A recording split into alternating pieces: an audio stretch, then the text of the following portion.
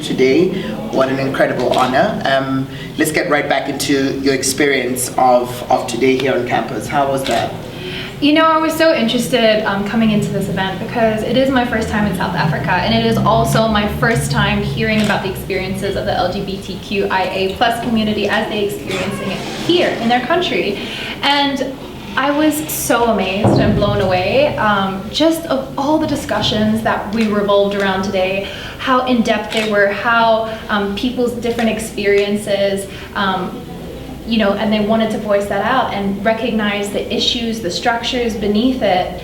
And it was just so interesting because in a way, even though this is a completely new country to me, I can see that the same underlying issues and challenges are all the same, and that I've seen in the Philippines, that I've seen around Asia, that I've seen in the US.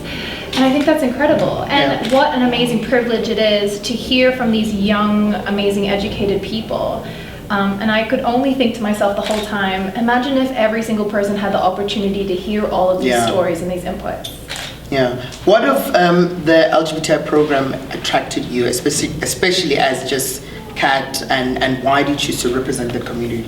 Well, you know, growing up, I didn't really have any awareness that there was a community, that they had challenges that they faced. It was when I was a young adult, and I began to build up my friend group and the people that I would be around, and it just so happened that a lot of them were from the LGBTQ community, and I didn't see them as that. I just saw them as good friends, people that I loved being with.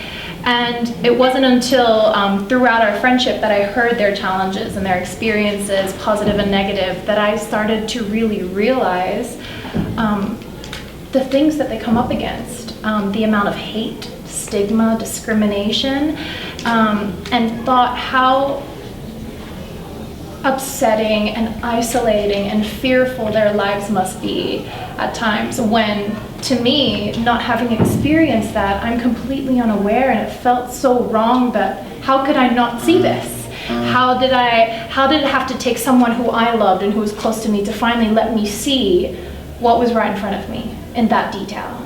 Does that make sense? Yeah. Do you think there's enough that's been done in the world for the LGBTI community, and where do you think you see that transformation going in the future, especially given the fact that we have people like you who choose to be allies and to be extremely vocal about issues of LGBTQI+, and defend your position despite being attacked from, you know, a Catholic point and religious point. So observing just that transformation, where do you think it's going, and is enough being done, and what more can be done? I feel like we haven't even touched the surface of what can be done, but in a good way. I feel like there's more awareness more than ever. It's being talked about more than ever.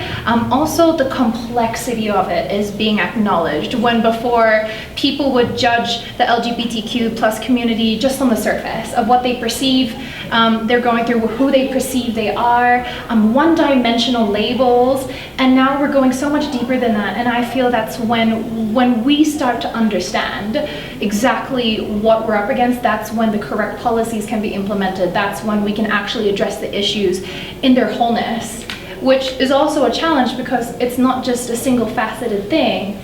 It's so multidimensional. It's as complex and colorful and multifaceted as we are as people.